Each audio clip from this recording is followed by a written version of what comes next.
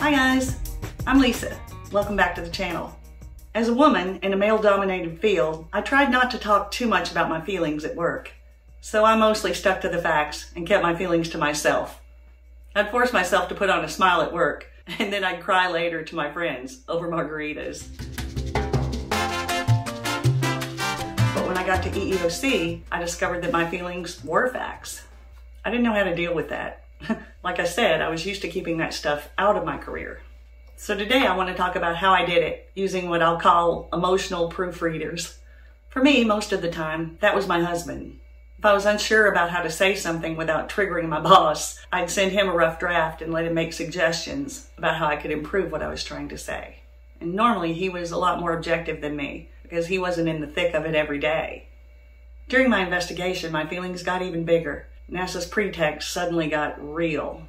I wasn't expecting the character assassination that I got. That stuff was hard for my husband too. When he read it, he started feeling protective of me, so it was hard for him to be objective. I understood that, but I still had all these big feelings that I needed to express, and I didn't know how. So I had to find some help elsewhere. I thought about it and decided not to ask anybody in my circle to take on that job for free. But I started seeing a therapist when the discrimination started, so I gave him a call and asked if he could help.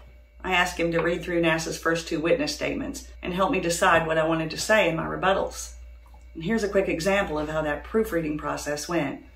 In his witness statement, my boss's deputy, who is also my supervisor sometimes, admitted that he had started avoiding me immediately after I filed my EEOC complaint against my boss. He said it to support the insinuation that since I had filed my complaint, I'd become a real tyrant. I really wanted to ask him how I could be a tyrant when I didn't have any power. And I also wanted to ask him how I was supposed to be dealing with a boss that was ghosting me. I wanted to do those things, but I didn't dare. I was too afraid. In my career, I didn't usually deal with insinuations. I dealt with objective facts and data. So I was really surprised when my therapist told me that in this situation, it was okay to call out the insinuations. All that subtle stuff they used to gaslight us and marginalize us. And he also told me that it was acceptable to raise pointed questions and observations that might otherwise be considered rude in a work setting. Like pointing out that my supervisor ghosting me might have been responsible for the strain in our relationship.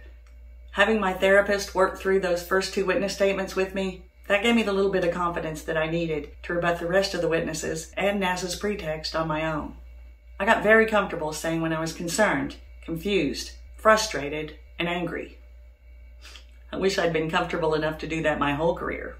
It's not wise to dump a bunch of raw emotion on the other people that are involved in this process with you. But that definitely doesn't mean that you have to steer clear of all feeling talk. You gotta acknowledge the emotional harm they're causing. At EEOC, your feelings really are facts, and they're as important as any of the other facts. And when EEOC starts assessing your damages, they can be the most important facts. You don't have to hide your feelings. It's okay to acknowledge them and express them. I'll see you guys next week. Till then, take care and hang in. Fight smart and hang in to win.